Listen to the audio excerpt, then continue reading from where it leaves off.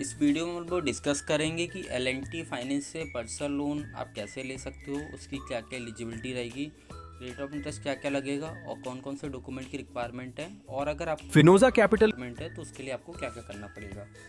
तो वीडियो को हम लोग स्टार्ट करते हैं। एल&टी ने ना एक अपना अभी प्रोडक्ट लॉन्च किया है जिसमें वो क्या कर रहा है, सिर्फ सिविल के बेसिस पे केस बना रहा है। अगर आपका सिविल स्कोर अच्छा है, आपका लोन ट्रैक बना हुआ है, तो ओनली पैन कार्ड आधार कार्ड पे वो आपको लोन दे रहा है। केवाईसी प्लस बैंक स्टेटमेंट होना चाहिए, बट उसको बैंकिंग की कोई रिक्वायरमेंट नहीं है। आपका चाहे बैंक स्टेटमेंट बिल्कुल भी नहीं लो तो उसको कोई मतलब, वो पूरा केस बना रहा है और सिविल पे बना रहा है। तो आज सब डिस्कस उसी के बारे में करेंगे, तो हम लोग वीडियो को स्टार्ट करते हैं। तो सबसे पहले हम लोग ये जानने की कोशिश करते हैं कि जो एल&टी है उसकी यूएसपी क्या क्या है कंपेयर टू अदर एनबीएफसी।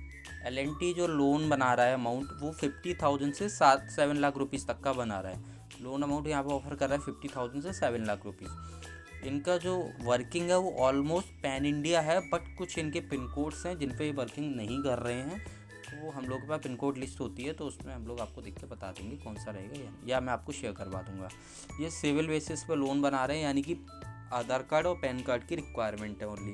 अगर आपके पास आधार कार्ड पैन कार्ड है और आपका एक अच्छा लोन ट्रैक बना हुआ है, तो ये आपको 7 लाख रुपए तक का लोन ऑफर कर सकते हैं। ये सैलरीड और सेल्फ एम्प्लॉयड दोनों को लोन प्रोवाइड कर रहे हैं। अगर आप सैलरीड हो या फिर आप सेल्फ एम्प्लॉयड हो, दोनों के केसेस में आप अप्लाई कर सकते हो।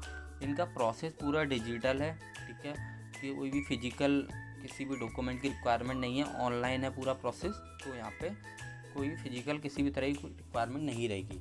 Next, no income proof required. यहाँ पे किसी भी तरह का कोई इनकम प्रूफ नहीं ले रहे हैं। अगर आप सैलरीड हो तो ये लोग ना सैलरी स्लिप मांग रहे हैं, ना सैलरी आपके अकाउंट में आना मस्ट है, इनको कुछ नहीं चाहिए। अगर आप सेल्फ एम्प्लॉयड हो, ना इनको ITR चाहिए, ना ही इनको बैंकिंग चाहिए, ना ही इनको बिजनेस प्रूफ चाहिए। बस आपका सिविल अच्छा होना चाहिए, आपका लोन ट्रैक बना होना चाहिए। अगर आपका लोन ट्रैक बना है तो ये केस बना देंगे। इसमें किसी भी तरह का ये लोग कोई फिजिकल वेरिफिकेशन भी नहीं कर रहे हैं। अगर आपका लोन का अप्रूवल आ जाता है तो किसी भी तरह का कोई फिजिकल वेरिफिकेशन की रिक्वायरमेंट नहीं है, ओनली पूरा डिजिटल प्रोसेस है। अगर अप्रूवल आ जाता है, एग्रीमेंट साइन करने के विद इन 3 to 4 आवर में आपके अकाउंट में डिस्बर्समेंट हो जाता है। इसके बाद हम लोग बात करेंगे एलिजिबिलिटी के बारे में। तो एलिजिबिलिटी में सिविल जो रिक्वायर्ड है वो 720 प्लस है। बहुत सारे केसेस में 700 तक ले रहे हैं, बट वही कंडीशन है, आपका लोन ट्रैक बना होना चाहिए। अगर लोन ट्रैक बट 700 से नीचे आ रहा है तो वो केसेस नहीं कर रहे हैं। तो मिनिमम 700 होना चाहिए, बट अगर अच्छी आपको 720 प्लस है तो बहुत अच्छी बात है, बट विद लोन ट्रैक के साथ। ऐसा ना हो कि आपने बस एक फ़ोन खरीद लिया है, उससे आपका 800 सिविल हो गया, उसको नहीं करेंगे। एक लोन ट्रैक होना चाहिए अनसिक्योर्ड लोन का। यहाँ पे टेनवर जो मिल रहा है 36 मंथ मिल रहा है, बहुत सारे केसेस में 48 मंथ तक भी हो रहा है। तो वो डिपेंड कर रहा है कि केसेस का अप्रूवल कितना है। यहाँ पे लोन अमाउंट का जो रेंज है 50,000 से 7 लाख रुपीज़ है, 50,000 से 7 लाख रुपये तक का ये दे रहे हैं। एज के यहाँ पे जो है वो 23 ईयर्स से 57 ईयर्स मैक्सिमम एज है।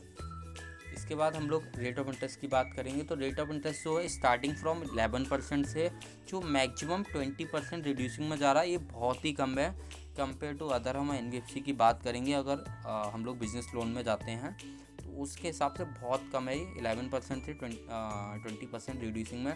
प्रोसेसिंग फीस वो ले रहे हैं अप टू 2% ले रहे हैं प्लस GST। इसके बाद हम लोग बात करेंगे चार्जेस के बारे में। तो यहाँ पे जो चार्जेस लग रहे हैं वो EMI बाउंस जो चार्जेस लग रहा है वो 350 रुपीज़ ले रहे हैं। फॉर क्लोजर अगर आपको लोन का करवाना है तो 5% ऑफ आउटस्टैंडिंग प्रिंसिपल अमाउंट कर रहे हैं। ओवर ड्यू अगर EMI की चार्जेस की बात करें, ओवर ड्यू EMI चार्जेस जो हो वो 3% पर मंथ प्लस GST जो भी एप्लीकेबल टैक्स होगा। इसके बाद हम लोग डॉक्यूमेंट की बात करते हैं। तो डॉक्यूमेंट में आपका पैन कार्ड होना चाहिए, आपके पास आधार कार्ड होना चाहिए। आधार कार्ड की जगह वोटर कार्ड भी लग सकता है, बट आधार कार्ड मस्ट है। और आधार कार्ड में मोबाइल नंबर लिंक मस्ट है। अगर आपके आधार कार्ड में मोबाइल नंबर लिंक नहीं है तो केस नहीं बनेगा, क्योंकि ये लोग KYC डिजी लॉकर के थ्रू कर रहे हैं। तो वहाँ पे क्या होता है, जो आधार कार्ड में मोबाइल नंबर लिंक होता है उस पर OTP जाता है। तो OTP डालने के बाद ही फर्दर प्रोसेस होगा, नहीं तो नहीं होगा। और आधार कार्ड पैन कार्ड में जो नेम है वो भी सेम होना चाहिए। अगर अदर नेम है तो वहाँ पे KYC में प्रॉब्लम आएगी। इसके बाद फ़ोटो की रिक्वायरमेंट रहेगी। बैंक अकाउंट, जब आप ENH करते हो उस टाइम पे बैंक अकाउंट आपका होना चाहिए, और ईमेल ID, मोबाइल नंबर। बस बेसिक KYC की रिक्वायरमेंट है, इससे ज़्यादा और कोई डॉक्यूमेंट नहीं लगेगा।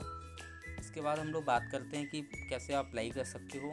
इसके लिए आप L&T फाइनेंस की वेबसाइट पर विजिट कर सकते हो, वहाँ पे आपको लिंक मिल जाएगा, ठीक है। अगर आपको फिनोजा कैपिटल क्लाइंट है तो आप कांटेक्ट कर सकते हो, मैं आपको अपडेट करवा दूंगा। तो आप जो भी आपके पास क्लाइंट है उनका प्रोसेस करवा सकते हो। और ठीक है, मिलते हैं हम लोग नेक्स्ट वीडियो में।